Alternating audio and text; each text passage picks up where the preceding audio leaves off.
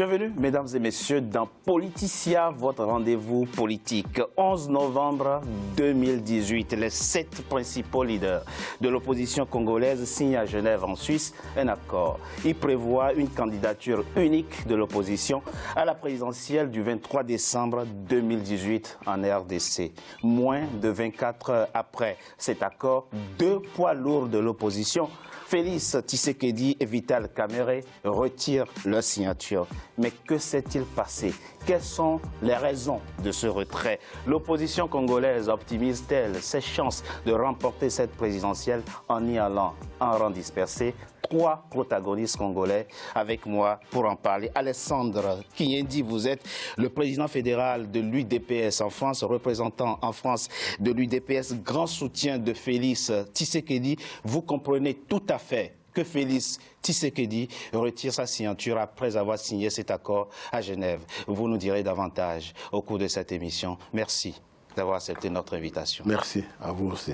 Maître Perry Libota, vous êtes le porte-parole de l'UNC en France, l'UNC, l'Union pour la nation congolaise de Vital Kamerhe, qui lui aussi a retiré sa signature de l'accord de Genève après l'avoir signé. Vous nous direz également au cours de cette émission les raisons de ce retrait. Merci maître d'avoir accepté notre invitation. Francis Kalumbo, vous êtes le porte-parole adjoint de Moïse Katumbi. Dans une émission antérieure, vous indiquez que l'opposition congolaise n'a aucune difficulté à s'unir et que de toute façon, elle aura un candidat unique à la présidentielle du 23 décembre 2018. Nous y voilà. Vous êtes à présent divisés. Merci. Merci d'avoir accepté notre invitation. Martin Fayulu ne sera pas le candidat unique de l'opposition à la présidentielle du 23 décembre 2018. Ainsi en ont décidé Félix Tshisekedi et Vital Kamerhe, qui lui dit rester ouvert à d'autres discussions. C'est un reportage signé Jacques Amboka, commenté par Graziella Chakonté. Martin Fayulu a été désigné ce dimanche 11 novembre à Genève, candidat commun de l'opposition à la présidentielle du 23 décembre prochain en République démocratique du Congo. 4 candidats étaient sur la liste, à savoir Félix Tshisekedi de l'UDPS, Vital Kamerhe de l'UNC, Freddy Matungulu de Congo-Nabisso et Martin Fayulu de l'ESID. Ici, au siège de son parti, ce choix est salué. C'est la victoire de l'opposition tout entière. Ça, c'est ce qu'il faut que les gens retiennent. Parce qu'aujourd'hui, ce sont les 7 leaders de l'opposition qui se sont réunis. Ils ont tablé sur un certain nombre de paramètres que tout le monde n'a pas. Et ils ont estimé que la personne à qui ils pouvaient donner la charge de conduire l'opposition aux élections, c'est Martin Fayulu. Si le choix de Martin Fayulu est judicieux pour ses partisans, il n'en demeure pas moins que les bases des autres partis, qui ne jurent que par la candidature de leur leader, n'ont pas accepté cette désignation. Des tensions ont été enregistrées au siège provincial de l'UNC ou encore à celui de l'UDPS. Le flambeau de la lutte de l'UDPS n'est ni entre les mains des fondateurs, ni entre les mains des cadres, mais c'est entre les mains de la base. Aujourd'hui, on nous a toujours demandé que nous ne nous réunissons pas avec les autres. Nous avons fait ça et on vient de nous rouler encore pour la seconde fois. Des tensions qui auront finalement eu raison de cet accord qui aura tenu moins de 24 heures. Félix Tshisekedi et Vital Kamerhe ont en effet fait volte-face ce lundi 12 novembre. À 10 jours du début de la campagne présidentielle, le Front commun de l'opposition fait pâle figure. De son côté, la majorité présidentielle se frotte les mains. Je ne peux aller à l'encontre de la base. Ce serait signer la mort de ma carrière politique, déclarait ce lundi Félix Tshisekedi, dont vous êtes ici, Alessandre Kinyendi, le soutien. Habituellement, lorsqu'un responsable politique se rend à une négociation, il consulte sa base, discute de toutes les options possibles avant de signer un éventuel accord. Là, on voit un responsable politique qui se rend à Genève, il signe un accord et découvre le lendemain que sa base n'est pas en adéquation avec l'accord qui vient de signer. Ce n'est pas curieux, M. Kinyendi? C'est curieux, mais je vais vous dire une chose. Ce qui a toujours été dit dans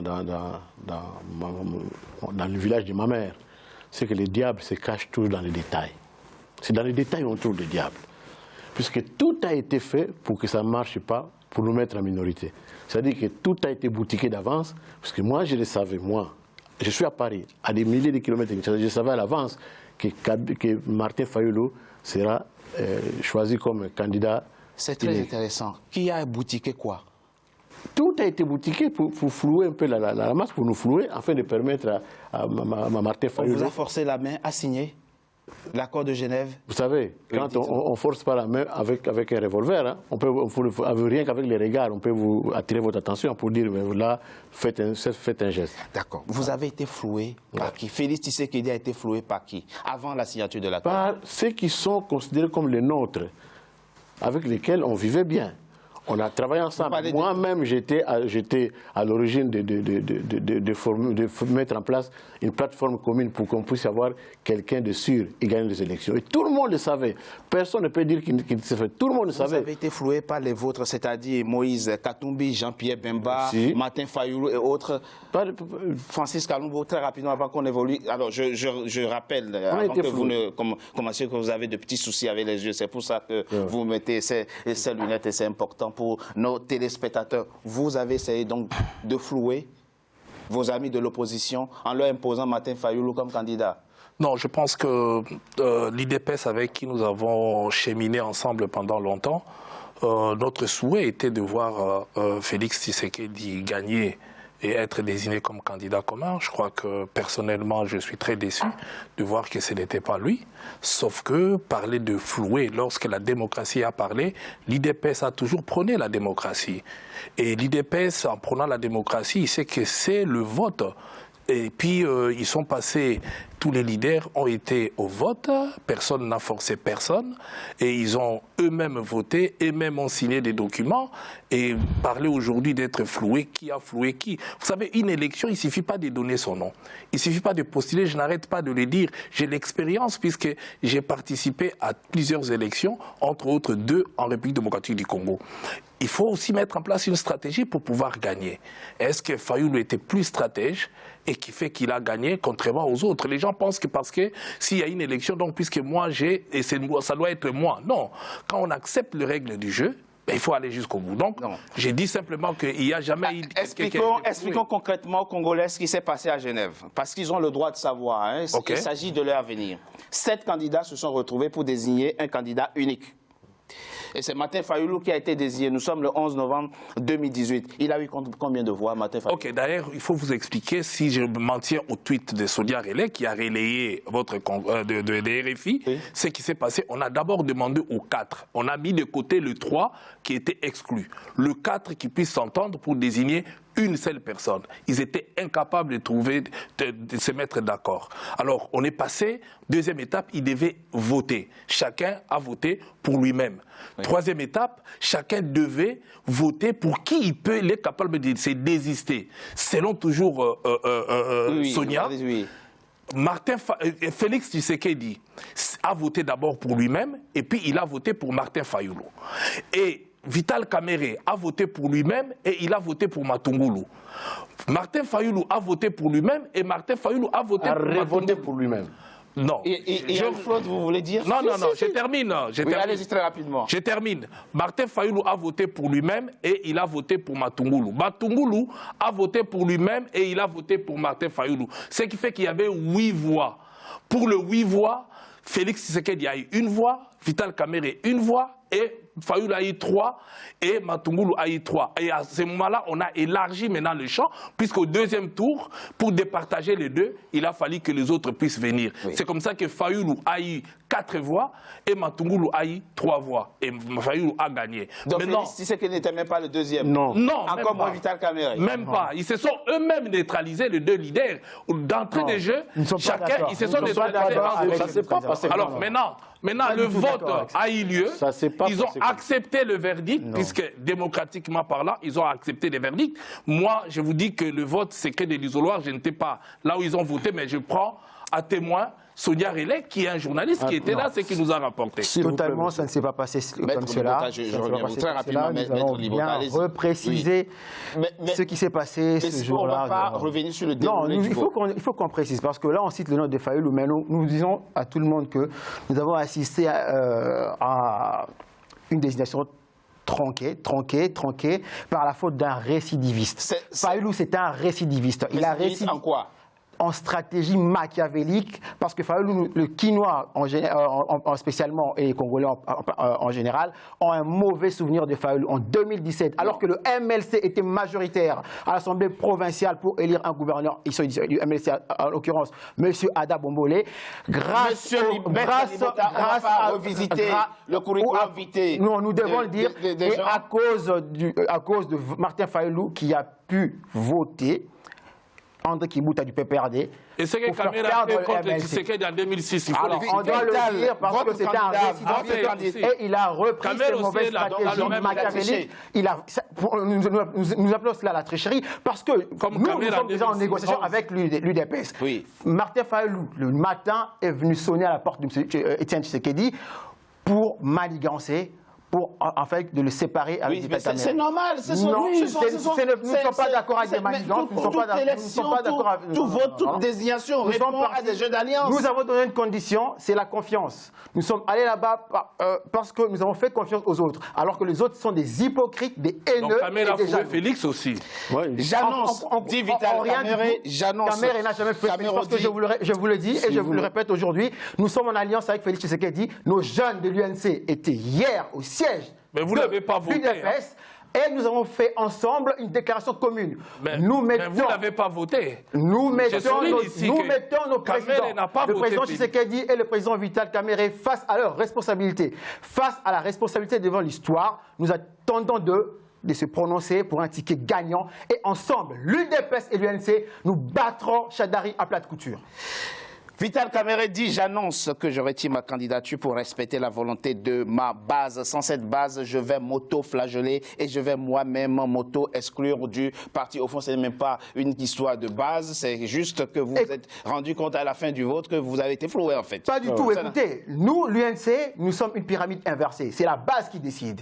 La base a confié au président national qui est Vital Kamerhe la lourde tâche d'aller négocier avec les autres, entre guillemets, des amis qu'on a pensé être, comme nous, sincères. Parce qu'on a même appelé à la grande union sincère de l'opposition. Malheureusement, ces gens-là sont de haineux, je répète bien, haineux. C'est-à-dire qu'ils ont la haine envers la personne même de Vital Kamerhe, mais aussi de Félix Tshisekedi. La preuve, nous l'avons vu. C'est un complot. Heureusement, la base de l'UDPS et la base de l'UNC ont déjoué ces complots en poussant leurs leaders à pouvoir retirer leur signature. Il n'y avait pas un comité de supervision, une sorte de... Pas du tout, ils ont été séquestrés. Une sorte de CENI en miniature. Pas du tout, pas du tout. Je vous rappelle en fait les conditions de ce vote. Nos leaders ont été séquestrés. Dépourvus de séquestrés, dites-vous. Exactement. Le moins fort, dites-vous. Je le dis, je l'assume en tant qu'avocat. C'était une séquestration. Parce que nous, par exemple, mon président national avait avec lui notre secrétaire général, M. Maillot. Et il n'était même pas en contact avec le secrétaire général. Alors que nous dirigeons un parti, nous devons nous concerter, on doit prendre des positions par rapport à la base. Et cette base-là n'a pas été écoutée. Du coup, ils ont mis en minorité les grands leaders pour pouvoir arriver à la désignation des Fayulu. Pourquoi aussitôt? Et je vous pose la question. Pourquoi aussitôt? Et même déjà à Genève, vous n'avez pas dénoncé la désignation de Martin Fayulu. Vous attendez le 24 heures après? Non. Moi, je vais vous dire, justement, c'est moi le premier, avec la Fédération de France, qui a commencé, quelques minutes après le vote, quand Félix est sorti, c'est moi le premier qui a parlé à la télé pour dire que ce vote-là ne nous concerne pas. Pourquoi? Nous sommes l'UDPS, un parti politique. Dans l'UDPS, nous sommes organisés à avoir un congrès qui est l'organe suprême du parti.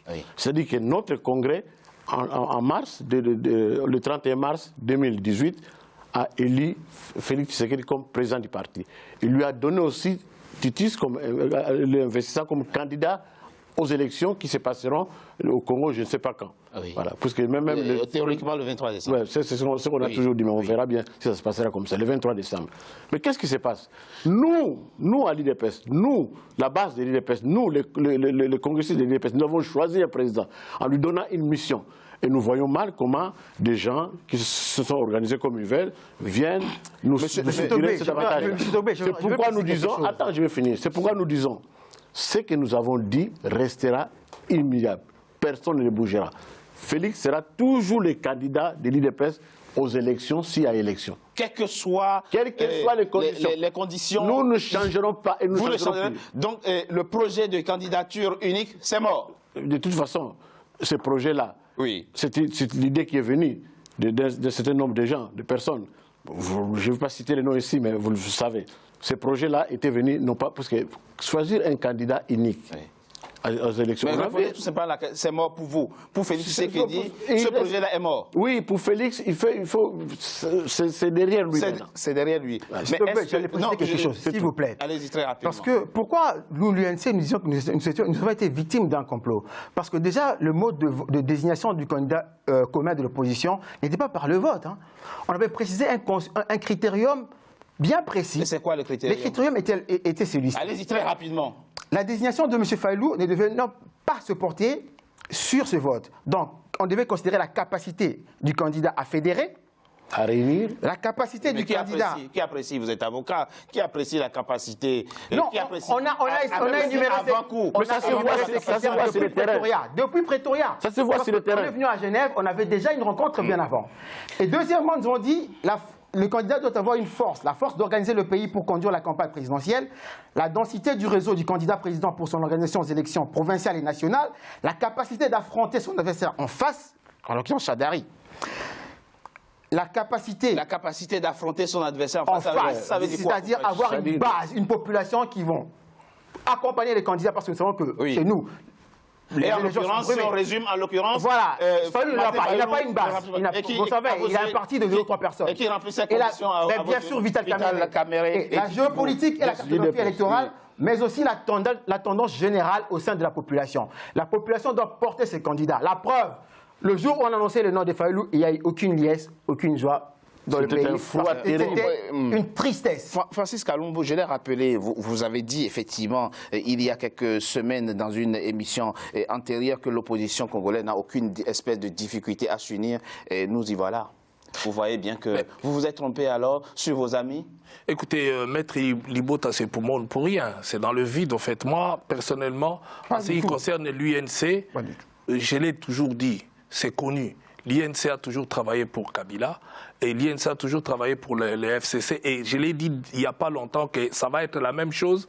Il vient dans l'opposition, il finira par leur flouer. Je ne suis pas surpris de la position de l'INF. Mais lui-même a travaillé pour Kabila. Non, je vais en arriver. C'est tout. Lui-même a travaillé pour Kabila. Je vais en arriver. Travailler pour quelqu'un n'est pas un péché. Je l'assume.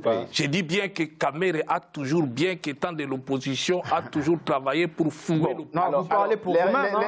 Il l'a fait en 2006, il a fait en 2011 pour Tshisekedi le père, et il vient de le faire encore maintenant, parce que c'est lui. Il a bien précisé qu'ils se sont entendus avec Félix. Dans l'entretemps, ils l'ont floué. Donc c'est encore lui. Il n'a pas voté. Maintenant, je peux finir. C'est Faïlou qui a floué Félix. Alors, si vous comprenez mal le propos, avant de Faïlou a dit aux oreilles de Tshisekedi, de Félix, je voterai pour toi. Vous savez, ici, les divisions, les gemmes de la division sont maintenant à ici, nous sommes en train de parler des personnalités qui sont appelées à diriger un pays le lendemain. Voilà la réaction. S'il vous plaît, permettez-moi. Voilà la réaction. Demain, vous êtes appelés à... Je termine. On ne peut pas aller, comme vous l'avez souligné, demain, vous allez signer des contrats avec la Banque mondiale. Ça n'a rien à voir. La possibilité de retrait est déjà prévue dans un contrat. Et je précise, tout contrat obtenu par ruse ou par contrainte, nous avons le pouvoir de nous retirer. Et nous l'avons fait. Qui me laisse parler. S'il vous plaît. Laissez-moi parler. Cette action a été faite par ruse. Vous avez parlé, je vous ai pas interrompu. Et la ruse, pour nous, c'est un complot. On ne va pas faire des cours sur nous avons des obligations le droit de se retirer. Tu me laisses parler. Nous avons pris nos responsabilités. Nous sommes retirés parce que c'était... Alors on est d'accord, vous vous êtes trompés les uns sur les autres. Monsieur Richard, je vais dire encore une fois de plus à ne parlez pas de Kamerhe parce que... Non, ne parlez pas de Kamerhe. Je vais dire Parce que si on veut parler de Caméré, il faut qu'on parle de lui-même aussi. Il faut qu'on parle de son chef, Moïse Katumbi. Monsieur Togbé, à la place de tout le monde, je veux dire quelque chose. Vous pensez que Kabila a un problème avec l'opposition ou que Moïse a un problème avec l'opposition? Le problème de Moïse Katumbi, c'est un problème personnel avec Kabila. Un problème personnel. Moïse Katumbi n'est pas opposant. Il ne l'a jamais été. Et il le sait.